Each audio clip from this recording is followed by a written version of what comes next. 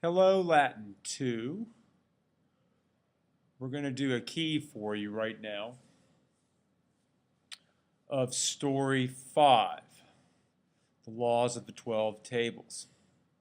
Here we go. Once upon a time, these words were being recited by Publius. This is a passive verb, so nobody's doing anything in this sentence. Something is happening to the words.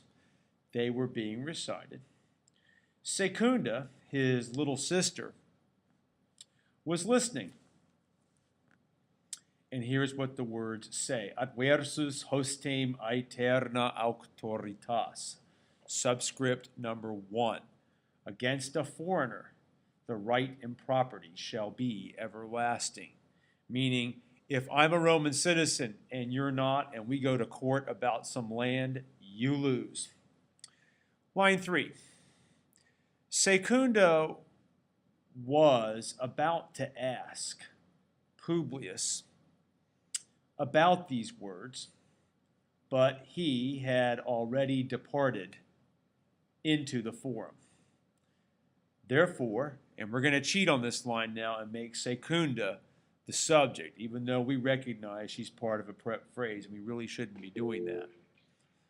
All staff just want to let you know we'll try to lock up the building at about 1 o'clock. Give you time to kind of get some of your things. I have to wait for Mr. Timberlake's announcement. Thank you all so much for cooperating with us today, and have a cozy afternoon. Therefore, Secunda looked for her father Rufus, and when she found him, that's what these two words, Rufo and Wento, say, Secunda asked, Daddy, what is adversus hostem aeterna auctoritas? If you want the translation for this, just go downstairs to the bottom of the book. I heard Publius speaking these words. Remember, I'm going to add ing to decantate because the nt, which normally means they, has been moved to the middle of the word by the addition of the ending em. And the nt in the middle means ing. I heard Publius speaking. Daddy explained, these are words from the laws of the 12 tables. I'm getting of from the arum. Oh, you know, I left the word lekta out. Let me go back and do this again. These words are taken. Lekta is taken or selected. These words are selected or taken from the laws of the 12 tables, which are committed or which have been committed, which have always been committed to memory by all Roman boys. And what you need to know is that the text of the 12 tables, here's an example right here, was a text in Roman schools. It was a textbook in Roman schools. So all Roman boys of the patrician class, at least, memorized the 12 tables. I'm skipping line 9. Didn't like it last week, still don't like it. Now, here's what Secunda asks. Quo tempore scriptae sunt? When were they written? This is a two-word verb. Was or were plus ed. Were written. When were they written?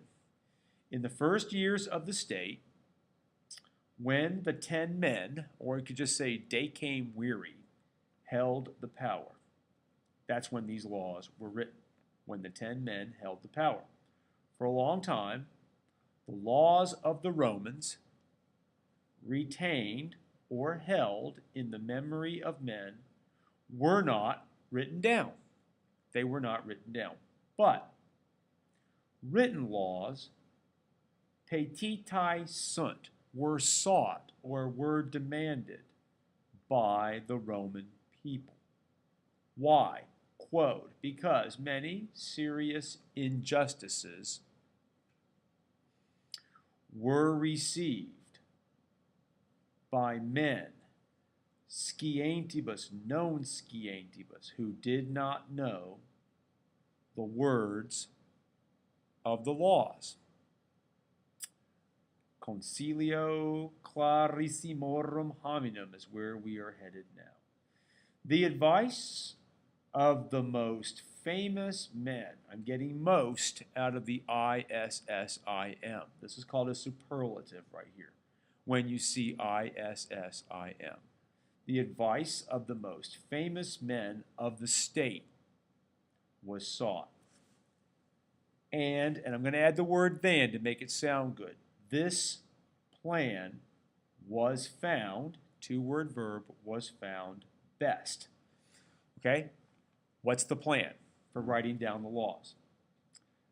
3 famous men were sent into Greece where